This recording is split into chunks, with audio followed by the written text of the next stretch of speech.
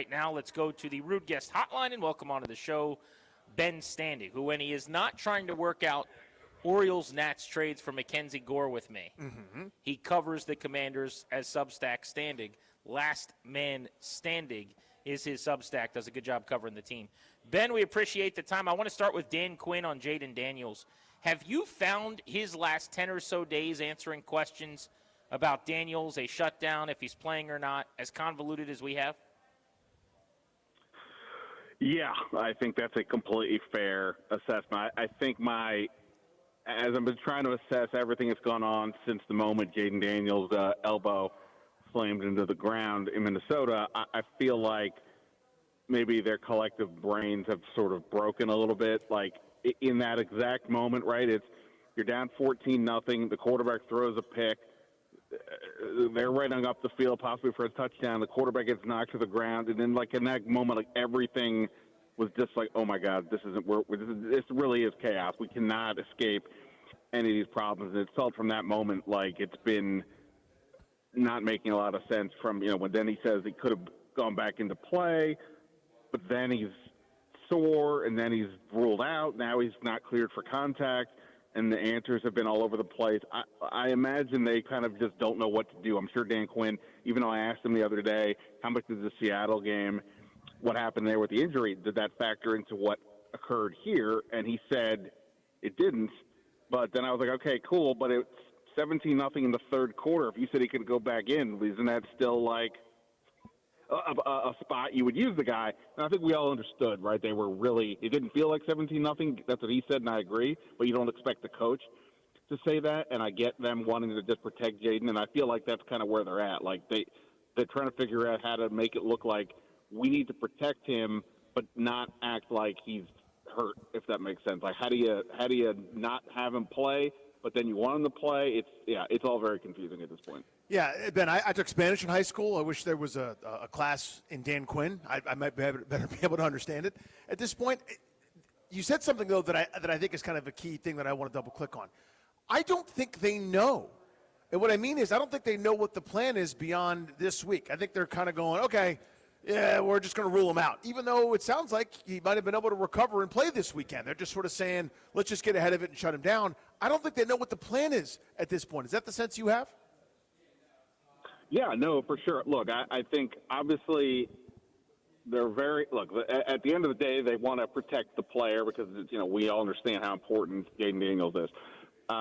So they say, hey, look, we think he needs to play because these games are important for a young quarterback's development. I know I heard you two discuss it the other day, and you guys have different takes on it, and so be it. But that's their stance. Then he gets hurt, and again, it feels like, well, now what do? We still think he should be playing, but we're all now scared that we're going to put him back out there, and then the next time he gets hit, it's going to be worse. But then simultaneously, we can't be coaching scared to have this kid because he's going to get hurt at some point, whether it's now or later. So what do we do? And I do feel like they don't quite know what to make. It would almost be easier if the doctor said, hey, he needs 3 weeks to rest, and then cool, then he shut down, versus maybe he can play, maybe he can't. And it does feel like they're stuck not knowing quite what to do here. Ben Standig covers the Commanders, Last Man Standing, joining us on Grant and Danny. Do you think he plays next week? I don't know. I mean, I'll say yes, but I don't say it with a lot of conviction. I just say yes because... Let me ask you this as a caveat. Does this weekend matter? Like, I would say if Terry or somebody, Debo's unavailable next week via injury or something, that would absolutely be a factor. But let's say everybody stays healthy and they just lose and don't look good. Do you think that matters? I mean, I think it could. I mean, look, at the end of the day, the whole point of this is for him to be in a good situation. You have as many pieces around you as possible where, injury aside, he can go out there and do what he does without limitations from what's around him. If it's no disrespect to the Chris Moores of the world, but if that's what you're looking at receiver, or somehow the offensive line is now dealing with backups, hard pass. We'll see you in a few months. But if it's everybody else is out there, obviously they lose Zach Ertz. But if the rest of the group is there that we saw last week, I would think, you go out and play. And even if they go out and get smoked this week against the Giants, which would be a whole other story, I don't know. I guess if he gets smoked by the Giants, that would be pretty horrendous. But yeah, I don't know that this game matters other than just the who's on the field whenever he would be able to come back. Ben Standig with us here on G&D. So the larger point, kind of referencing your column from the other day, Ben, as it sort of applies to this situation, like how alarmed should we be that they now, because again, I'm working off your previous theory from this call, where you're like, I think it broke their brain when he fell down and hurt and like bumped his elbow again, right? If they're now as concerned as panicked fan Danny Rouillet, how concerned should we be in kind of mirroring them? Well, that's kind of my point. What I wrote earlier this week was kind of to say, everybody, hey, calm down a little bit. He's going to have to go back out there and get hit at some point if he is cleared to play. That's the whole premise here. Everybody's working from that same notion. He's got to be cleared to play and not playing through something. So, assuming that's the case, then these games I do think matter, and he needs to go out there. This has not been a great year, but if and that's the sort of the rational thinking. I get where people are coming from emotionally. But if they are now sort of in that space of, boy, we just can't justify him going out there, yeah, I don't think that's a great place to be operating from. Look, I would imagine at the end of the day, they, just like those of us who have to talk about this, are waiting for the next 4 weeks to fly by, because this has obviously gone as wrong as it possibly could.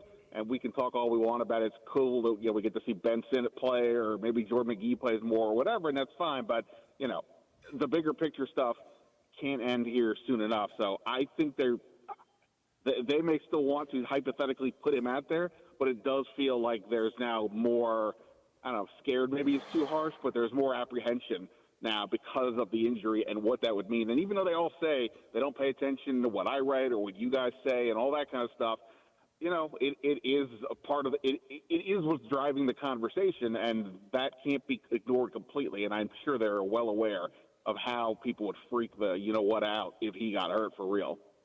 Ben, which side, if you had to pick one, would you be on? Dan Quinn changed the culture and got this team to the NFC title game in year one, so you can't possibly consider moving on from him after year two.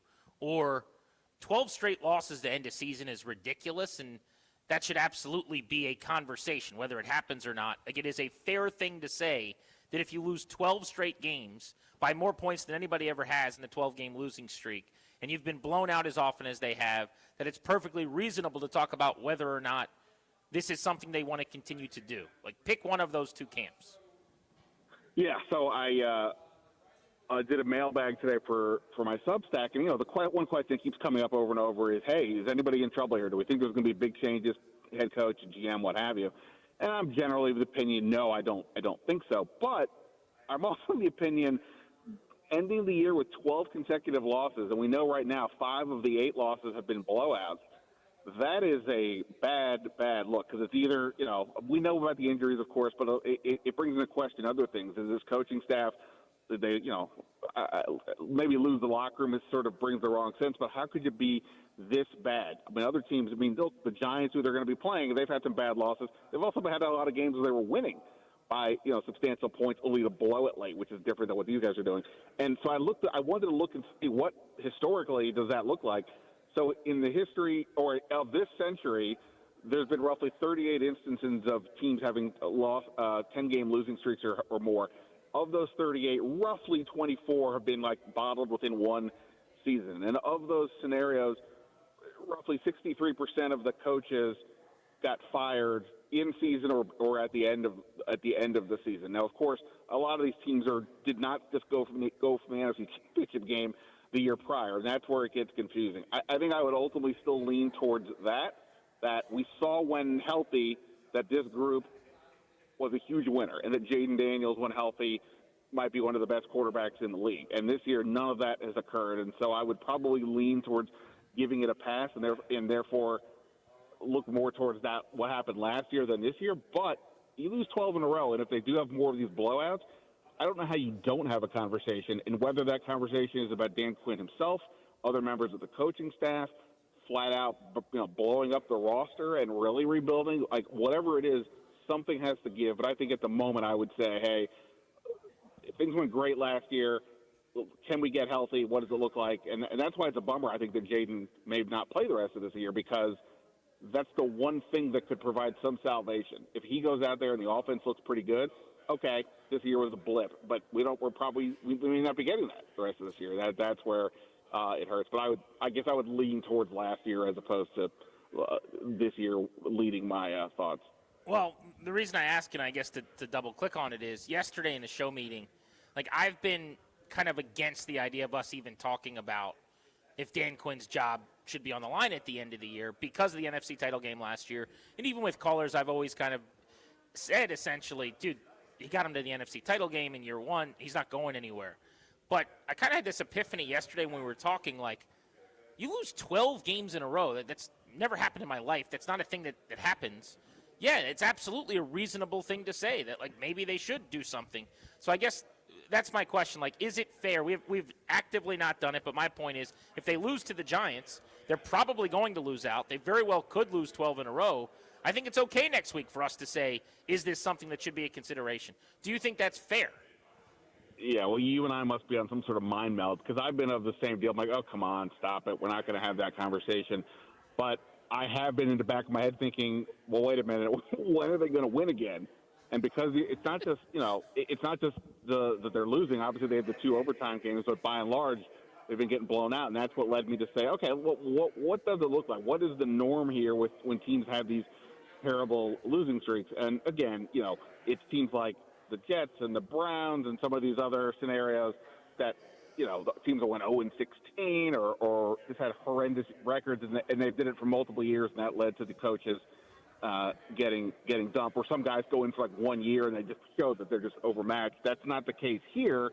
But yeah, I don't know how you don't have to have conversations. I think the one thing that would tell me to lean towards they probably won't do much is Josh Harris, based on his other teams, seems to be a guy who's willing to be patient. This was a guy who greenlit the process so the 76ers were losing as many games as humanly possible for years in the name of getting better draft picks, et cetera.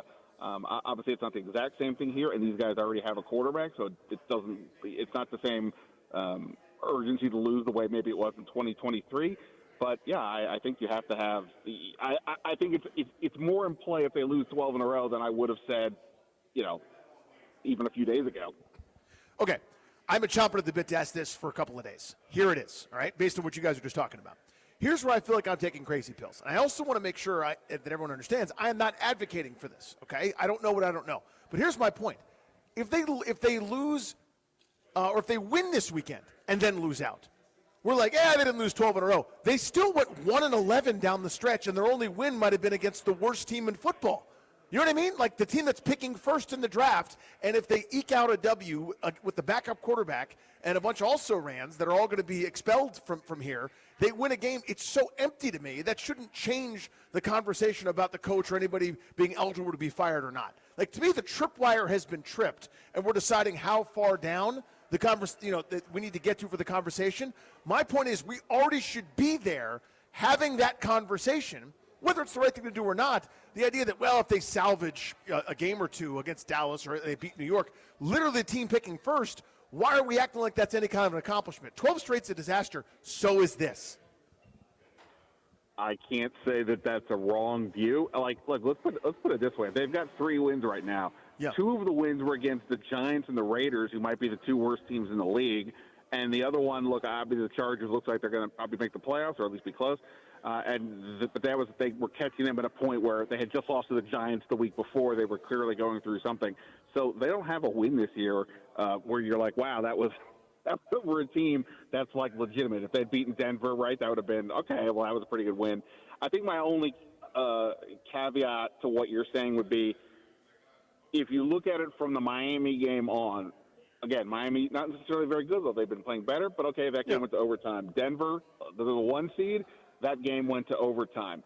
If you beat the Giants, right, so in a 3 out of 4 game stretch, they will have had 2 overtimes and a win. Don't get me wrong, I'm not remotely saying that they look like they're a team on the rise, but it does show some sign of growth. And, from there, look, I don't know what happens with Philly and Dallas. On paper, Philly and Dallas should probably win. I wouldn't disagree with you. But if they were to lose, but it's, more in the vein of the Dolphins Broncos game. I think that's why last week was so disheartening.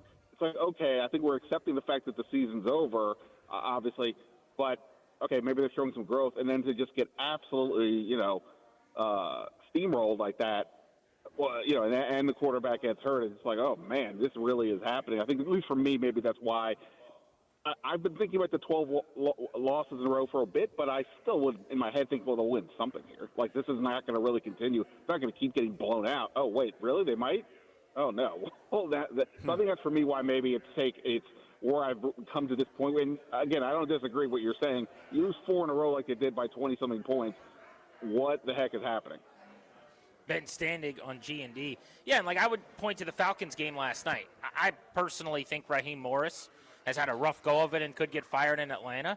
But the chances of him getting fired went down, even if only a little bit, last night because they showed, coming back from down 14 in the fourth quarter, the week they're eliminated from the playoffs, they're still buying in. They're still invested. They could have rolled over and lost, and I get that that's something fans sometimes roll their eyes about. But I watched that game, and I'm like, okay, he hasn't completely lost that team if they're playing their butts off and coming back to win in the second half. Whereas, to me, there's a big difference between if Washington is still competing and winning football games, and if they were to go to the Meadowlands and lose by 11, and then they were to get blown out a couple more times, if they win once, if they're in 3 more games, that tells me that they still have control of this thing from the top down, that the players actually do care to salvage this for these people that are their bosses. Yeah, no, I agree. I mean, look, if we could be realistic, here's the ideal scenario. They lose the next 4 games by 3 points each, right? Because then they were competitive, they did a better job, but they're maintaining as high a draft pick as possible because, as we know, they only have a first and a third next year, no second and fourth. They're going to need as many picks as they can to help rebuild this thing, trading down in the first round. I'm sure we're all going to advocate for that to some degree. But the higher the pick, the better haul you could, in theory, get. But if you win one game, based on how the standings are, that might bump you up all the way up to, you may drop several spots, right? So it's a weird balance. They don't need to lose, quote unquote, tank, because the way they maybe did a couple years ago, because they have the quarterback. But that's what's weird. So, beating the Giants and then getting smoked by 30 points in the other games probably is not really helping anybody. But if they're able to be, if they look professional, functional, the way they did against Denver, essentially, and to some degree against Miami, and they still lose, I think that's okay. So yeah, I agree with you, Danny. It's not like the one win changes everything. It's more like how do they look. But again, oddly, if you beat the Giants, you're probably actually hurting your bigger picture cause. But this is where they are right now. Yeah, this is where they are. Give me your prediction. Well, I don't know, man. I mean, both of these teams are obviously, I thought the same thing last week. Both teams are probably looking at the other one thinking, hey, this is our get-right game. Obviously, for Minnesota, it worked out perfectly. The Giants, like Washington's, had a bunch of injuries. We know they have a really good defensive front, and Jackson Dart's an interesting young quarterback, but I don't know. Are they going to do too much? I'll say this. I think if they can get the lead in the second half, Washington, that is, then maybe this is the game where Chris Rodriguez gets the ball more in the second half. The Giants are basically the worst run defense in the league. And I think part of the reason why he's not been getting the ball is in the second half that people want because they keep losing. And he has 1 catch on 2 targets this year. He's not a factor in the passing game, so they take him out. If they can get the lead, you can lean on him. That's going to help Mariota. So I'll go Washington 27-24 with absolutely no conviction behind anything I just said. Ben, thank you, buddy. We'll send people to Substack Standig, Last Man Standig, for more Commanders content. We appreciate you. You guys rock. Thanks, guys. Have a good weekend. See you, brother. All right, be good.